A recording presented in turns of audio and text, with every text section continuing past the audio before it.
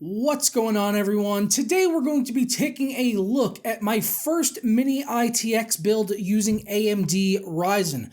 I've been wanting to get my hands on an ITX motherboard since Ryzen released just a few months ago, and I'm glad that today I can finally bring you guys a build video along with benchmarks. The motherboard that I received is the Gigabyte AB350N Gaming Wifey. I don't know why it's called the Wifey, because there was no small woman inside of the box, at least that I could see. Maybe she was too small.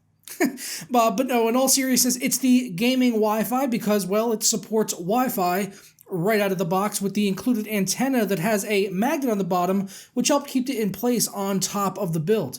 Despite this being Mini-ITX, though, Gigabyte definitely did not skimp on connectivity, which is certainly nice for hooking up all of my devices on the back of the case. In addition to the 4 USB 3.0 ports, there were also 2 USB 3.1 connections and 2 USB 2 at the top adjacent to the PS2 port, which I do use for my keyboard.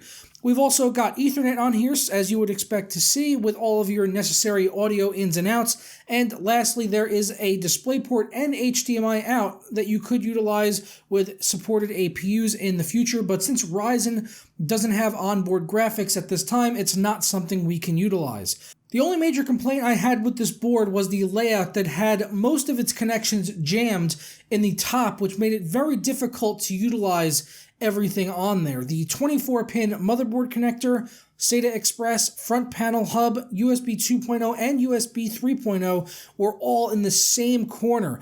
As a result of this, I was unable to connect my USB 3.0 in a way that would keep the build looking clean, and I had to exclude one of the 140mm RGB fans for the top because of clearance issues. It was rather unfortunate because the board is otherwise a solid performer. I was able to get my same overclock on the Ryzen 1700 of 3.9 GHz at 1.35 volts that I had gotten on my Gigabyte X370 Aorus board in the better red build. I also had no problems with the XMP profile for 2933 MHz on the 16 GB of Corsair Vengeance RAM that I'm using in here, although it may be hard for you to see it behind the 24-pin cable that had a rather difficult bend because of the questionable position on the motherboard at the top. The Ryzen 1700 also managed to stay fairly cool considering the small form factor of the build. After a lengthy run on IDA64, the temps settled at 68 degrees Celsius on the Kraken X62 silent mode that I installed in the front of the Manta case with a push configuration. This was my first chance getting to use the Kraken all-in-one cooler from NZXT, and it's one that I would definitely use again in the future. For ease of installation, I would give it a solid 5 stars, and the build quality is also superb. It also happens to look dead sexy in here with the pump that has an infinity window with the RGB lighting, and I did put a 120mm fan at the back and another 140mm fan in the top to help ventilate some of the hot air out of the chassis. I opted to leave mine on a solid red though because it matched the build, which was all very easy to do in the NZXT CAM software.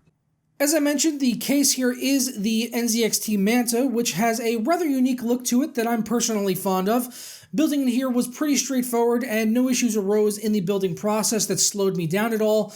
For a small form factor case, it's actually incredibly roomy without taking up a huge amount of space on your desk. However, you should be prepared for the backside of the case to not be the most tidy, especially if you're considering using cable extensions and installing other add-ons like RGB fans with the Hue Plus and a USB hub like I was. The USB hub, which is buried inside of my nest of cables, definitely saved my bacon though, because the Kraken cooler and Hue Plus all needed USB headers, and with this being a Mini-ITX build, it meant the board only had a single USB header on it. The cables in here, in case you're wondering, are from my buddy Aaron over at Waz Mods, who has been supplying all of my cables for PC builds this past year. He continues to do incredible work, and if you want to get some custom sleeve cables, you should definitely hit him up with the link in the description below. These cables here are actually a hybrid of 2 types of sleeving that give it a really nice effect, in my personal opinion. And then for the graphics in here, we've got the Red Devil RX 580 that I recently tested in a dedicated video against the GTX 1060, but I've benchmarked it once again in this build here paired with the Ryzen 1700 on the latest drivers from AMD, which was 17.6.2. So we'll get into all of those numbers momentarily. Temps were also not an issue with this card, even in a smaller case. It stayed under 70 degrees in my testing, despite being sandwiched right up against the PSU shroud of the NZXT Manta. But with all of that out of the way, let's jump into the benchmarks, which were all done at high settings for 1080 and 1440p, where we will start with the averages and then get into the 1% lows. As you can see, the RX 580 is doing extremely well here at 1080p on high settings, even at its stock settings. If you were to overclock it, you could expect even better performance than what we got here today, but with titles like Overwatch, Prey, Rainbow Six Siege, and Resident Evil 7, you should expect to even be able to push them up to ultra settings when gaming at 1080p, while other more demanding titles would likely present an issue. Even 1440p was manageable on this system configuration as long as you're okay with high settings, as the vast majority of the titles still ran very well at 1440p resolution.